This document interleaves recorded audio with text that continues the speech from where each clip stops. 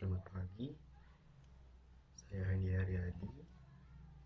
Pada kesempatan kali ini saya akan mempresentasikan mengenai eksperimen efek fotolistrik 2 dengan metode stopping potential.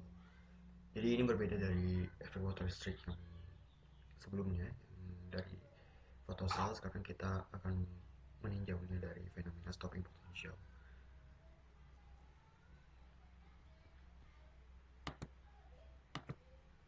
Baik, sebelum kita masuk ke dalam teorinya, kita akan membahas apa tujuan dari eksperimen ini. Yang pertama, mengetahui perilaku dari fenomena efek fotolistrik, yang mana pada kesempatan kali ini kita akan membahas fenomena ini dari stopping potential. Lalu yang kedua, akan menentukan konstanta Planck, nilai fungsi kerja logam, besar frekuensi ambang logam, dan jenis logam yang digunakan dalam eksperimen ini. Nah, jadi apa itu efek fotolistrik? Jika kita tinjau balik pada eksperimen sebelumnya, jadi efek fotolistrik merupakan fenomena di mana ketika radiasi elektromagnetik dan frekuensi cukup kuat jatuh pada permukaan logam, maka elektron pada logam akan terlempar keluar dari logam. Berdasarkan kutipan dari papan dimensi dia. Jadi efek fotolistrik ini ditemukan pada akhir abad ke-19 yang menyebabkan para ilmuwan mengevaluasi kembali teori gelombang cahaya, yang mana fenomena ini bertentangan dengan teorinya Maxwell dan mendukung teori kuantum yang dicanangkan oleh Max Planck. Di bagaimana ini bisa terjadi, pada saat kapan secara spesifik hal ini terjadi. Jadi ya, ini untuk dari eksperimen sebelumnya kan kita tinjau benar-benar dari awal sekali ya, dari Isaac Newton sampai Albert Einstein. Tapi sekarang kita hanya meninjau pelopor yang benar-benar megang kunci dari penemuan dan penjelasan dari efek fotolistrik. Jadi pada tahun 1905 Einstein mempublikasikan 3 paper dengan topik yang berbeda, dan salah satunya membahas tentang efek fotolistrik. Jadi efek fotolistrik yang dibahas oleh Einstein ini dia mengacu pada eksperimen yang dilakukan oleh Max Planck. Jadi radiasi terdiri dari gelombang elektromagnetik yang dijelaskan dalam fisika klasik. Jadi adanya ketidakkonsistenan gitu terhadap itu, dan menunjukkan bahwa perubahan entropi pada benda hitam sama halnya dengan perubahan entropi pada gas ideal. Einstein menyimpulkan bahwa cahaya itu sendiri terdiri dari butiran-butiran yang berkuantisasi. Dan lebih lanjut lagi, Einstein juga menegaskan bahwa cahaya yang berinteraksi dengan materi juga terdiri dari kuanta, dan hal ini memiliki hubungan dengan efek fotolistrik. Nah, tapi selain dari Max Planck, Albert Einstein juga meninjau dari hasil eksperimen yang dilakukan oleh Philip Lenard pada tahun 1902. Jadi Philip Lenard itu sendiri, beliau memiliki minat dalam meneliti efek fotolistrik, dan dia pun menemukan beberapa fakta eksperimen. Yang pertama, energi kinetik rata-rata fotoelektron tidak bergantung pada intensitas cahaya yang digunakan. Jadi ini hasil eksperimennya. Yang pertama, energi kinetik rata-rata fotoelektron tidak bergantung pada intensitas cahaya yang digunakan. Intensitas ini, jadi memperbesar intensitas itu hanya menunjukkan banyaknya elektron yang keluar dari emiternya, yang mana itu terlihat dari arus listrik, sebagai arus listrik itu sebagai besaran yang diukurnya. Lalu yang kedua, energi kinetik fotoelektron akan makin besar bila frekuensi cahaya yang digunakan untuk menyari permukaan logam bertambah besar. Dan yang ketiga, tiap jenis logam memiliki frekuensi ambang atau cut off yang berbeda-beda. Nah, fakta-fakta eksperimen tersebut tidak dapat dijelaskan secara benar dengan menggunakan fisika klasik. Dan tiap foton memiliki energi. Berbeda dengan elektromagnetik, tinjauan elektromagnetik ketika foton bergerak dalam ruang, sifatnya tidak menyebar melainkan terkuantisasi. perihal dari frekuensi ambang dari tiap jenis logam.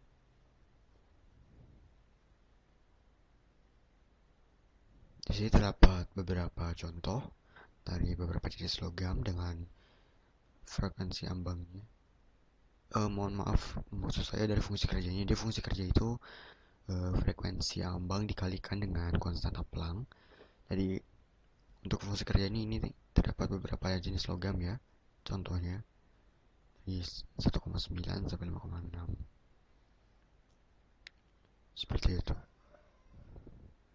Nah, ketika foton-foton jatuh pada permukaan logam, maka energi sebuah foton akan diserap oleh sebuah elektron kan.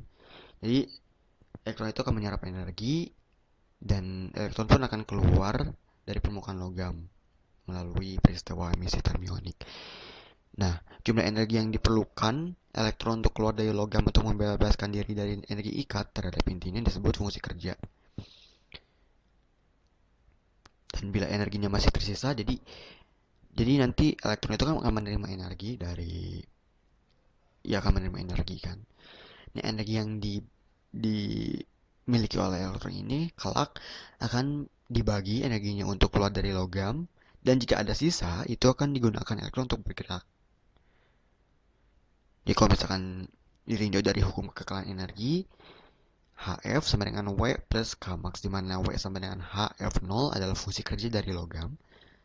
Jadi kalau Hf itu energi total ya dari energi yang dimiliki oleh elektron, yang diterima oleh elektron. Jadi sehingga jika dioperasikan, dimanipulasikan bersama matematisnya menjadi Kmax sama dengan H dalam kurung F min F0. Dan ini menunjukkan bahwa energi kinetik fotoelektron itu tidak tergantung oleh intensitas, melainkan hanya dari frekuensi yang diberikan pada elektronnya, dan sama sekali tidak bergantung dengan intensitas. Nah, untuk besar Kmax-nya itu sendiri dapat diukur dan memberikan stopping potensial dan secara bertahap meningkatkan besarnya hingga elektron yang paling energik dihentikan oleh stopping potensial dan arus foton menjadi nol. Jadi tadi sempat disinggung bahwa energi yang dimiliki oleh elektron itu energi yang dia gunakan untuk keluar dari ikatan logamnya, dan juga energi yang digunakan untuk bergerak. Jadi jika kita ingin mengetahui nilai dari fungsi kerja logamnya, berarti energi yang dimiliki oleh elektron itu harus sama dengan energi yang dibutuhkan oleh elektron untuk keluar dari ikatan logamnya, yang mana itu dimana ketika Kmax-nya sama dengan 0. Nah, untuk mencapai Kmax-nya sama dengan 0, kita berikan apa namanya? Kita berikan stopping potensial gitu pada fotoelektronnya. Jadi sehingga saat elektron keluar dari logam, dia benar-benar tidak memiliki energi untuk bergerak, yang mana Kmax-nya itu sama dengan 0. Jadi kita bisa tahu gitu fungsi kerja dari logamnya itu berapa nilainya, dengan syarat tidak ada elektron yang bergerak, yang mana jika ditinjau dari besaran yang diukur itu berupa arus listrik gitu. Jadi saat arus listriknya sama dengan 0. Seperti itu. Jadi jika di dalam persamaan matematisnya kita tuliskan Kmax sama dengan setengah M V kuadrat max sama dengan kali stopping potentialnya. Lalu nanti substitusi yang Kmax ini dengan elektron dikali stopping potential, dan ini dapat stopping potential sama dengan H per E F min H per E F0. Nah, stopping potential ini jika dianalikan sebagai persamaan garis itu sebagai Y-nya, H per E ini sebagai M-nya, F ini sebagai X-nya, dan H per E kali F0 itu sebagai C-nya. Nah, jadi kita bisa memplot mendapat besaran frekuensi terhadap stopping potensialnya, dan nanti akan didapatkan gradien berupa H per E nya, yang mana nanti kita akan dapat menentukan konstanta Planck, lalu fungsi kerja logamnya langsung melalui melalui konstanta C gitu kan, sebagai konstanta C nya gitu dalam persamaan garis. Lalu kita juga bisa menentukan frekuensi ambangnya, lalu kita juga dapat bisa menentukan jenis logam yang digunakan dalam eksperimen ini dengan cara kita bandingkan dengan referensi yang ada, seperti itu.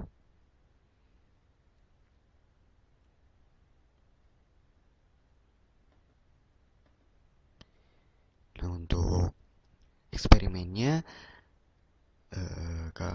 kami menggunakan Planck constant apparatus yang mana sudah diset demikian rupa sehingga skema percobaannya seperti berikut.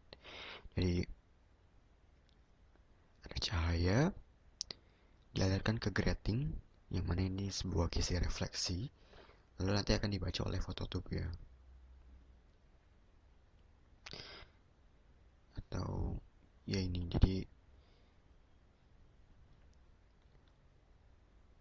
untuk memvariasikan besar frekuensi dari radiasi elektromagnetiknya digunakan si grating ini, yang mana ini itu kisi refleksi itu jatuhnya dengan variasi sudut 0 hingga minus 8 derajat. Jadi radiasi elektromagnetik yang melewati kisi refleksi akan dipantulkan.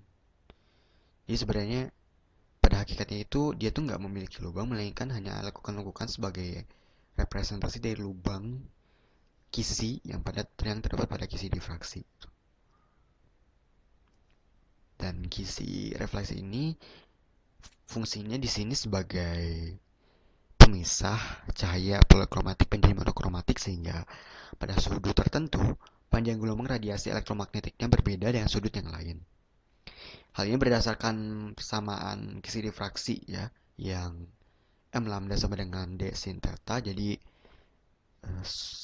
sudut theta ini akan dapat menunjukkan panjang gelombang yang berbeda-beda. Dan dari panjang gelombang juga kita bisa tahu kan hubungannya antara panjang gelombang dan frekuensi. Dan ini referensi yang terdapat pada alatnya. Jadi tadi kan sudah disebutkan bahwa sudut yang terdapat pada alat ini hanya ada dari 0 sampai minus 8, dan untuk setiap sudut ini memiliki referensi bahwa sudut 0 ini akan mendapatkan 589 nanometer panjang gelombangnya, minus 1 berapa, minus 2 berapa, dan seterusnya. Dan di sini terdapat voltmeter dan ampermeter, mikroammeter juga kan, sebagai pengukur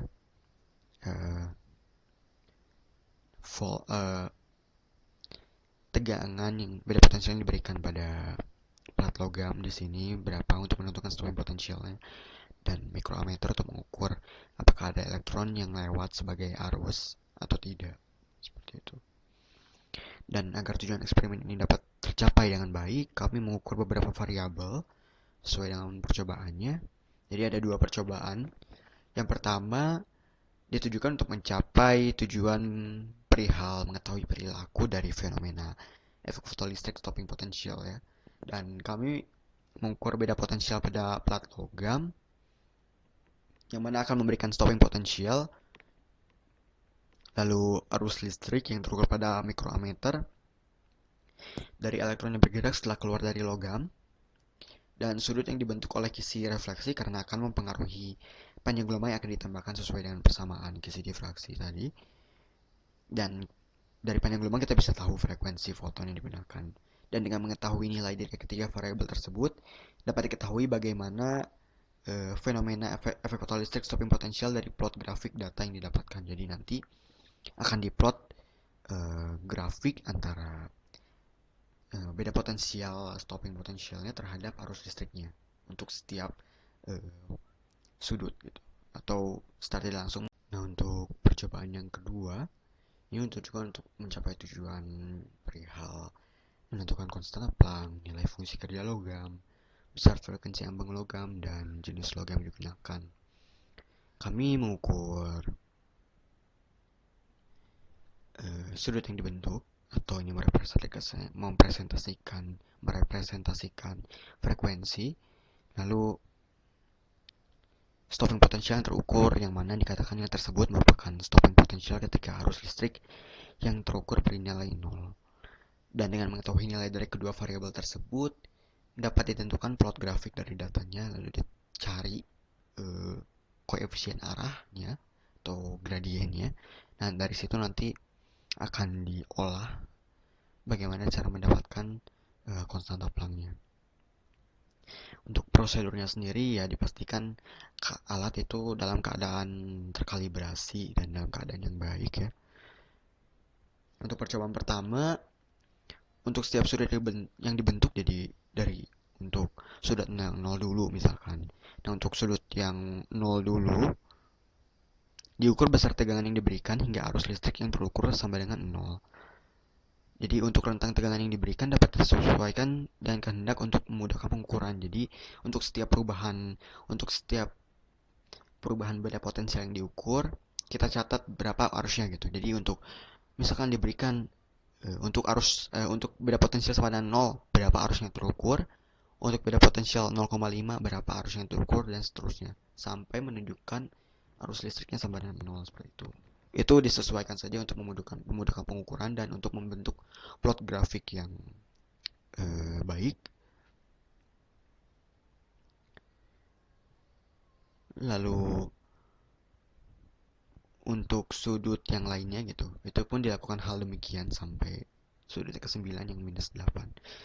Lalu untuk percobaan yang kedua, yang mana itu untuk sebenarnya dia hampir sama dengan percobaan yang pertama, hanya saja untuk pencatatan hasil datanya untuk percobaan 2 itu tidak perlu kita catat berapa untuk apa sih? Pencatatan seperti kayak tegangan berapa, arusnya berapa. Nah, tidak perlu seperti itu. Jadi kita hanya mengacu pada sudut yang dibentuk, lalu kita berikan stopping potential, lalu kita lihat pada beda potensial berapakah arus listrik menunjukkan angka 0. Seperti itu. Tapi untuk kali ini pengukuran dilakukan berulang, jadi untuk setiap sudut itu dilakukan 5 kali pengukuran. Dan dari hasil pengukuran berulang nanti hasilnya akan dirata-ratakan. Dan hasil rata-rata untuk setiap sudut yang diukur itu nanti akan diplot grafik seperti itu.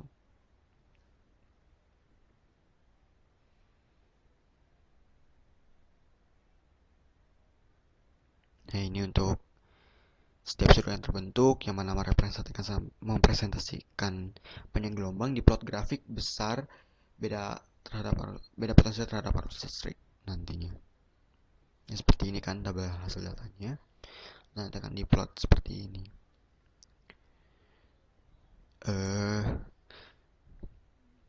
Karena pada saat beda potensial sama dengan 0 ini arus yang terukur cukup besar, jadi untuk memudahkan analisis grafik ini akan dibagi menjadi 3 bagian untuk setiap frekuensi gitu.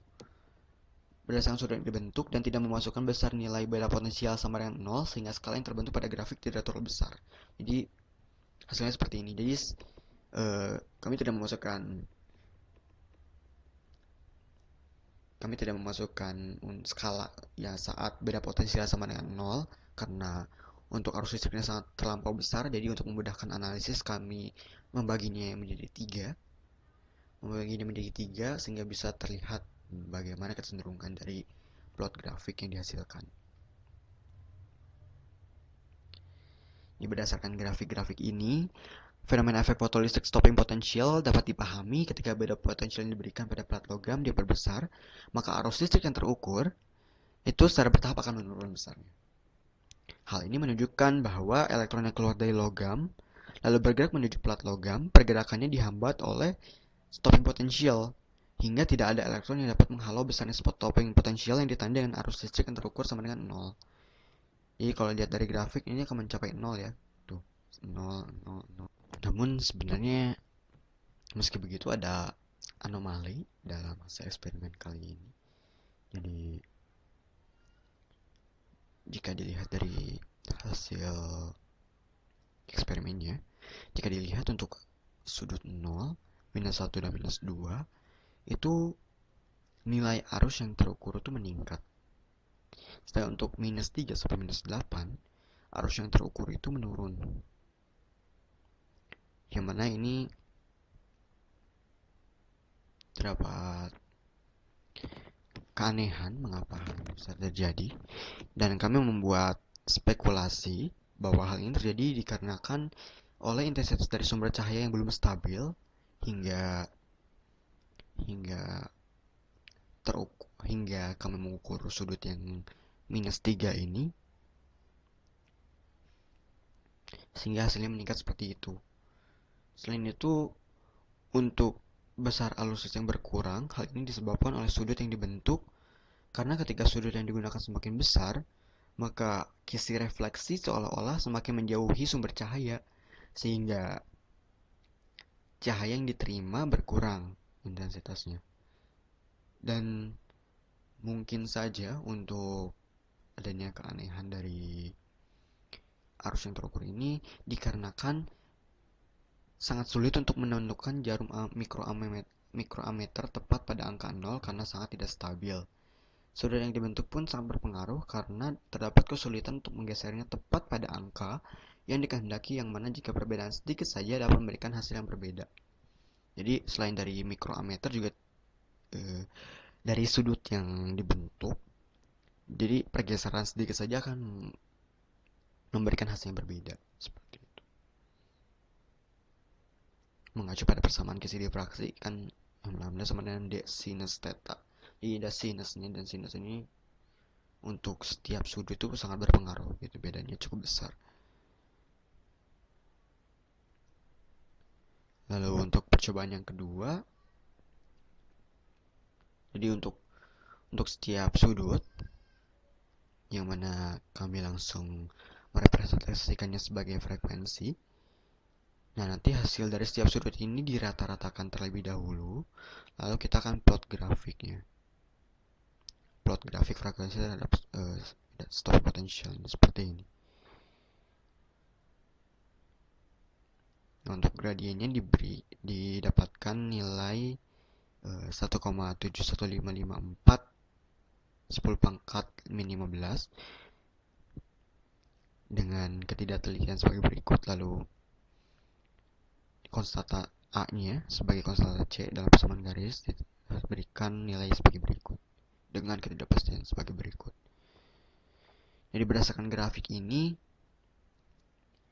dapat dilihat ya kecenderungannya bahwa untuk frekuensi ambang yang semakin besar, maka stopping potential yang diperlukan sehingga dapat menghalau pergerakan elektron juga semakin besar. Hal ini sudah sesuai dengan persamaan yang tadi di awal ya. Jadi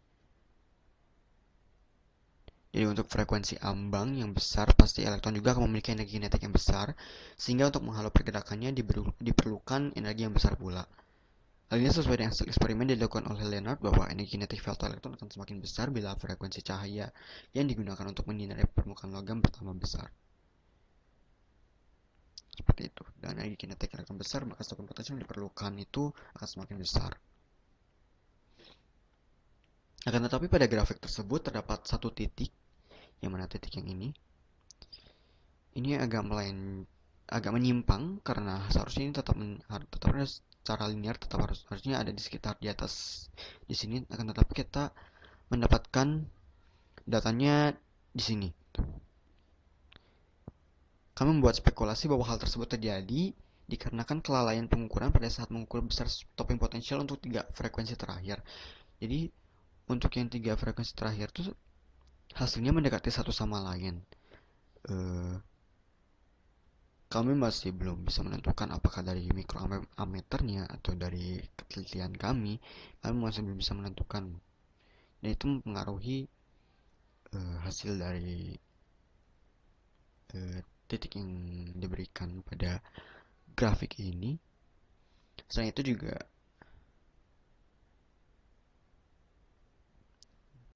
jadi kasusnya sama dengan percobaan pertama, jadi spekulasi mengapa hal ini bisa terjadi. bisa dari mikroammeternya yang memang sulit untuk melihatnya secara stabil, atau dari memang kami sedikit lalai perihal melihat mikroammeternya, dari ketidakstabilan mikroammeternya, dan juga sudut yang dibentuk mungkin kami tidak tepat pada angka yang dikehendaki sehingga memberikan hasil yang berbeda. Dari kemiringan pada grafik dapat ditentukan koefisien arahnya, atau dalam matematis itu gradiennya, yang mana dapat ditentukan konstanta Planck. Jadi, nah, koefisien arah tuh B sama dengan H per E. Jadi sebelumnya, nah ini yang B ini atau gradiennya gitu. Koefisien arah tuh sebagai gradiennya. Kita dapat menentukan konstanta Planck-nya dengan melakukan manipulasi matematis dengan nilai E tertentu, itu nilai muatan elektronnya tertentu, dan akan didapatkan nilai konstanta Planck sebagai berikut. Dan nilai konstanta Planck yang kami dapatkan ini sangat menyimpang. Mengetahui konstanta Planck yang benar itu memiliki nilai 6,63 dibulatkan kali 10 pangkat minus 34 joule second. Nilai yang sedikit menyimpang ini disebabkan nilai yang menyimpang ini disebabkan oleh titik yang tadi sebenarnya. Jadi keadaan titik ini, keadaan 3 titik terakhir ini menentukan hasil dari konstanta Planck yang menyimpang ini. Seperti itu. Jadi jika karena memang data yang digunakan pada grafik ini sangat krusial gitu, akan mempengaruhi hasil-hasil penelitian yang selanjutnya. Jadi memang akan mempengaruhi hasil nantinya. Lalu sebelum itu kita lanjutkan dulu saja. Lalu untuk fungsi kerja logam juga kami kami menggunakan grafik yang sama dengan menggunakan nilai A-nya. Jadi berdasarkan persamaan yang sebelumnya sudah disinggung, bahwa sebagai analogi persamaan garis gitu, kalau jika A itu sama dengan fungsi kerja minus fungsi kerja logamnya gitu, dan akan didapatkan 0,24. Dan untuk frekuensi ambangnya bisa dari manipulasi matematis seperti berikut. Didapatkan F0 frekuensi ambang sebesar sekian. Maaf. Nah, mengetahui fungsi kerja logam berbeda-beda untuk setiap logam, dan sayangnya untuk eksperimen dilakukan oleh kami belum bisa menentukan logam apa, jenis logam apa yang digunakan dalam eksperimen ini, karena untuk nilai fungsi kerja logam yang kami dapatkan itu nilainya sangat jauh jika dibandingkan referensi-referensi yang ada. Jadi tidak ada yang 0,24 gitu dalam referensi tersebut. Yang jika dilihat ke belakang, nah, fungsi kerja logam paling kecil itu cesium 1,9 gitu. Sedangkan angka yang kami dapatkan itu hanya berada pada angka 0,24, yang mana itu sangat-sangat terlampau jauh. Jadi kami belum bisa menentukan jenis logam apa yang digunakan dalam eksperimen ini. Nilai-nilai ini dipengaruhi oleh nilai konstanta Planck yang kami dapatkan memang sangat menyimpang gitu. Jadi memang kami tidak berekspektasi bahwa nilainya akan baik untuk besaran yang kami ukur, besaran lain yang kami ukur, dan itu dikarenakan ya untuk pengukuran kami sendiri dalam eksperimen, terutama 3 data terakhir ini. Seperti itu. Untuk kesimpulannya, berdasarkan hasil eksperimen dan hasil pengolahan data, dapat disimpulkan bahwa kami dapat mencapai tujuan eksperimen ini. Yang pertama, mengetahui perilaku dari fenomena efek fotolistrik, stopping potential, dan menentukan konstanta Planck, nilai fungsi kerja logam, besar frekuensi ambang logam, dan jenis logam yang digunakan dalam eksperimen ini. Dari hasil percobaan pertama, kami dapat menentukan bagaimana perilaku fenomena efek fotolistrik untuk stopping potential ini, yang mana ketika beda potensial diberikan pada pelat logam atau katodanya gitu diperbesar, maka arus listrik yang terukur secara bertahap akan menurun hingga menunjukkan angka 0. Hal ini menunjukkan bahwa elektron yang keluar dari logam lalu bergerak menuju pelat logam, pergerakannya dihambat oleh stopping potensial hingga tidak ada elektron yang dapat menghalau besarnya stopping potensial. Dan dari fenomena ini dapat digunakan untuk mencapai tujuan percobaan yang kedua, yaitu kami dapat menemukan konstanta Planck, nilai fungsi kerja logam, besar frekuensi ambang logam, dan jenis logam yang digunakan dalam eksperimen ini, sesuai dengan persamaan yang dibuat oleh Einstein dan turunannya. Namun, kami belum dapat menentukan besar nilai konstanta Planck dengan tepat, sehingga kami belum dapat menentukan nilai fungsi kerja logam, frekuensi ambang, dan jenis logam yang digunakan dalam eksperimen ini. Dan ya, sekian dari presentasi kali ini. Kurang lebihnya mohon maaf. Wassalamualaikum warahmatullahi wabarakatuh.